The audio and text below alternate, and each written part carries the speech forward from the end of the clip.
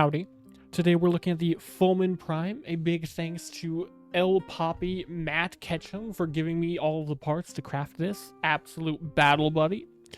Fulmin is an interesting weapon. It's very fun. It looks really cool, but it's actually not that strong, sadly. But we can make it kill stuff. So it is a first and foremost shotgun in its main fire mode. It shoots out all these pellets and it looks really, really intense. Like unbelievably satisfying. All these green shots. It looks so cool to shoot. And then if you press the Alt fire button, you switch into a fully automatic fire mode, basically just an assault rifle. And it is a battery weapon, so it has a delay of I think like 0.7 seconds or something before it starts reloading. It reloads at 40 rounds per second. And that's one of the main drawbacks, honestly, to the weapon, is that it is a battery weapon. I'm not a huge fan of that. Because if you don't know, the reload speed that you add to battery weapons affects the delay before it starts reloading ammo, not the rate at which it reloads ammo. So if it's got a 0.7 second delay and 2 seconds to reload 80 ammo, and that's how much is in the mag, that's 2.7 seconds. But then if we add a crap ton of reload speed, it's only going to reduce the delay of the 0.7, okay? So let's say we bring that 0.7 down to a 0.2. Well, we just dumped like 100% reload speed onto a weapon to have it go from a 2.7 second reload speed to a 2.2 second reload speed. So you can't really fix the reload speed, which is sad.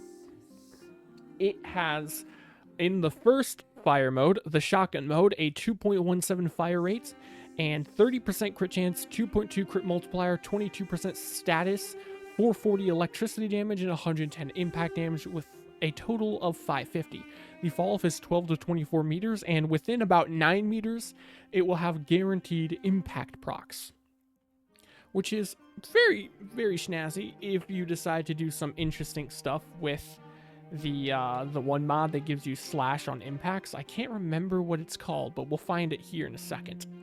Then the other mode, the full auto mode, has a 9.33 second fire rate, a 34% crit chance, a 3.4 crit multiplier. Sorry, I'm schizophrenic. 2.4 crit multiplier. I can't read.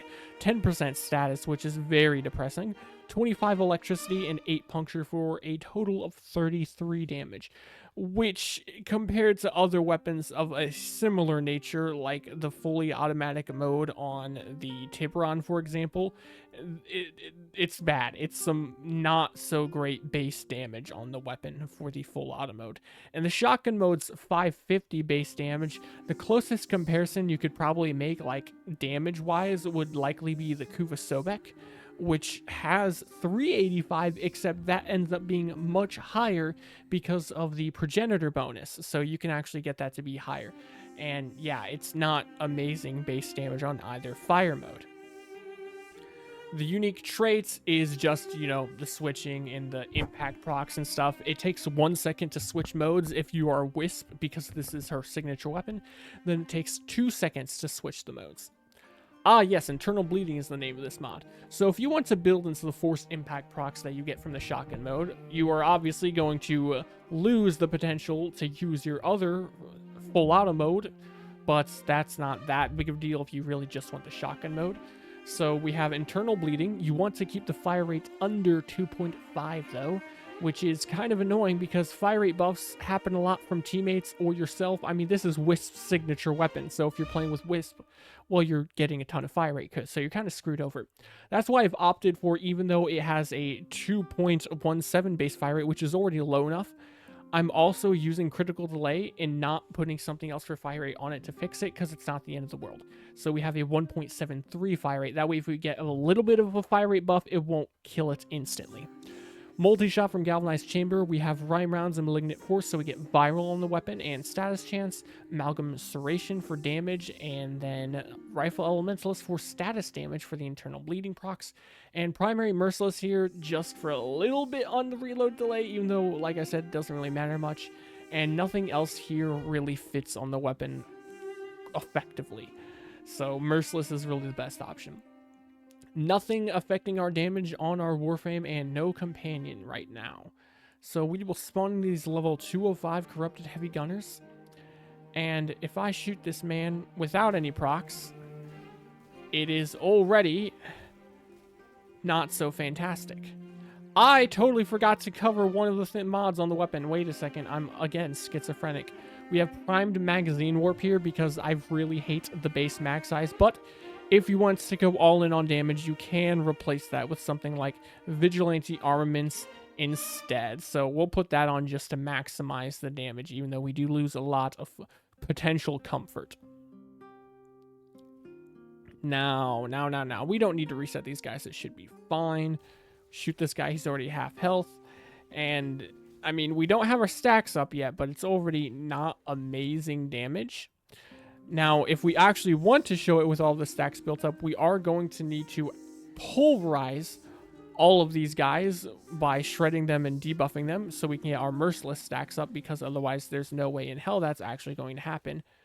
And, I mean, yeah, slash goes through armor, so I guess the armor strip doesn't really matter, but even with all of these viral procs, we're not really getting a whole lot of damage. So now that they're all dead and we have all of our procs built up, we are now going to reset them and shoot this guy right in his face. 5, 6, 7. It does have a base of like 3 meters of punch through on the shotgun form. 1, 2, 3, 4 shots. It's going to kill, but that's not great damage. This is really bad. There are a lot of other shotguns that can do so much more damage than this. It's kind of depressing how little damage this thing does, on top of being a battery weapon, which in my personal experience, I don't like battery weapons at all, or at least the function of it, right? Like, there's obviously battery weapons that I enjoy, but battery weapons as an idea or a function in practice ends up being really annoying, even though you have technically infinite ammo.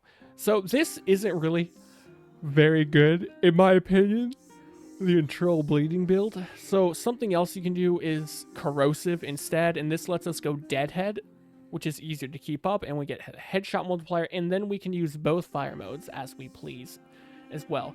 We are a bit overkilling on the damage because, you know, amalgam serration here and primary deadhead, but our stash chance is so low, I really don't want to put another elemental mod on here instead, because that would make us not get nearly as many corrosive procs, though you could go for even more fire rate. We have prime shred here to replace the internal bleeding, so now we get punch through, more punch through on the shotgun mode, and even more punch through on the full auto mode, because the full auto does have 0.6 at base, and it helps give us fire rate to deal with the negative fire rate critical delay and just give us more in general. Vigilante armaments here because I'm not really sure what else to run, because again, we don't really need more upfront damage, and more multi-shot is nice because then we can get more corrosive procs faster, though you could swap it out for something else instead, like maybe galvanized scope could be better here just to maximize our crit chance instead. So, you know, actually we are going to put galvanized scope on. Got him. Now reset these enemies again. Yah-yee.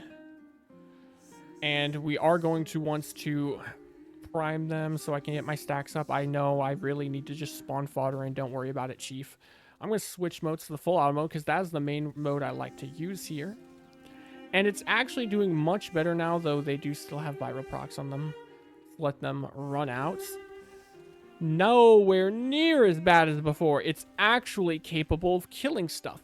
Not as well as a lot of other weapons. And they actually end up dying before we can even max out corrosive procs because the status chance is just that low, which is a little depressing. But it is able to kill stuff. And in my experience, this is the most effective way to use the weapon on its own if you don't armor strip from somewhere else in your kits. And then if you add in like viral from your companion, so let's say we just like shoot these guys twice now, 4 and 2 viral procs, then it's really going to pulverize them. But most anything in the game can do that if they're armor stripped and viral procced. Another thing I like to do with the weapon, though, if you do end up getting all of your damage from other sources, all of your armor strip and your viral from other sources like I normally do, I like to go pure electric on this weapon instead because it's actually fairly decent. So you'd replace Malignant Force here with Stormbringer. And then you can either keep Amalgam Serration or replace it with Rifle Elementalist. But I personally would rather just stick with Serration because it's easier, right? Then we have base damage before we even get a headshot, and the fire rate, or sorry, sprint speed is also very nice. So then we re-simulate these guys. Ya yi, rip this guy's armor off. What? Okay, there we go. That was a big whoa. Build up our stacks, and this works pretty well in both modes. I forgot to show the shotgun mode, corrosive. It's not all that great. Trust bro. And yeah, it's I like it, but if you don't armor strip them and stuff first, so let's shoot these guys like so. It's not gonna do so hot on its own. If we add in a little bit of armor strip, I think that's like 25% or something like that, right? 30% armor strip.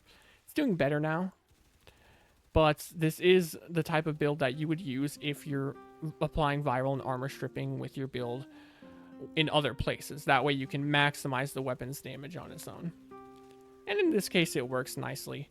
I like to use this weapon a lot in the circuit when it pops up. It's a pretty nice weapon for that, since ammo tends to be an issue in the circuit, so being a battery weapon actually kind of works out for it.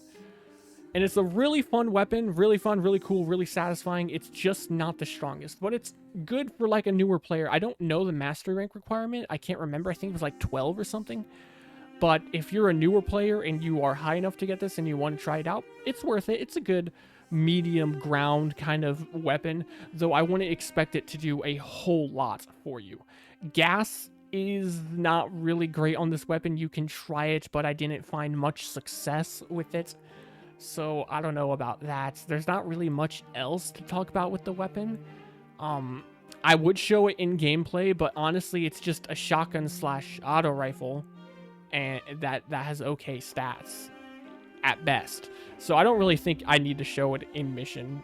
So yeah, that's kind of it for the Fulmin. I really enjoy it, but I can't in good conscience say that it's a strong weapon. It's an okay weapon, but a fun one. If you liked the video, then leave a like and subscribe. Adios.